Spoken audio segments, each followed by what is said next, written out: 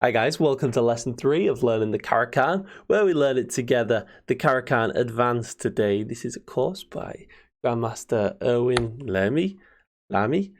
And in this variation, so we've looked at this setup in lesson 1 and 2. Go check it out, guys. And in this one is where they push this pawn here. So we complete the setup as normal, and then we slide back. It's the only reasonable move against this pawn push. If bishop here, they can take, damage my structure, and we lose the bishop pair. So here now, contender moves would probably be like that.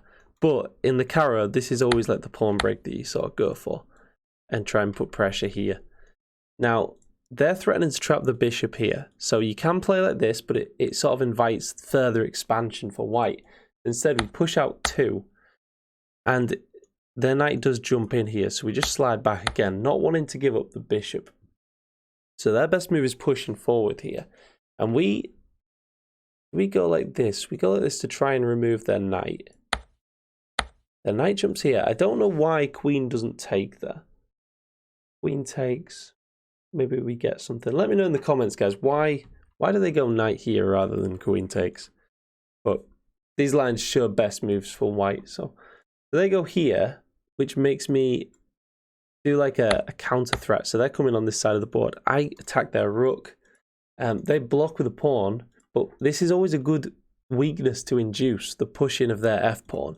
And then we just slide back, happy with this new structure we've got. Now they recapture the pawn, hitting the bishop.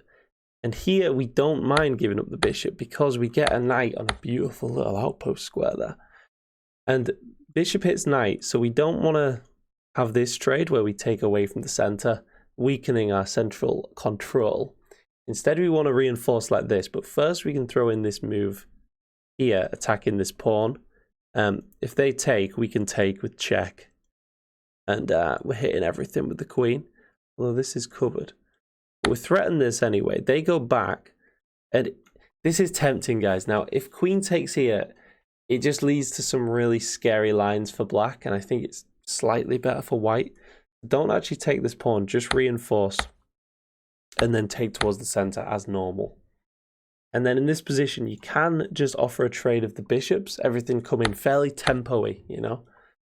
Everything's sort of developing. Queen covers here. And now we could take and dislodge the rook, but maybe it's centralize their rook. I think here it just likes you to actually bring the king to this square, which solidifies all these pawns here. And that sort of completes the setup. So a bit more complicated than the first 2 lessons. So I'll leave the link in description if you want to look into this in a bit more depth, guys. But this is my study. This is me moving away from the Sicilian, learning some Caro. Hopefully I'll be able to get better results with black. So like and subscribe if you want to join me in learning the Caro. Cheers.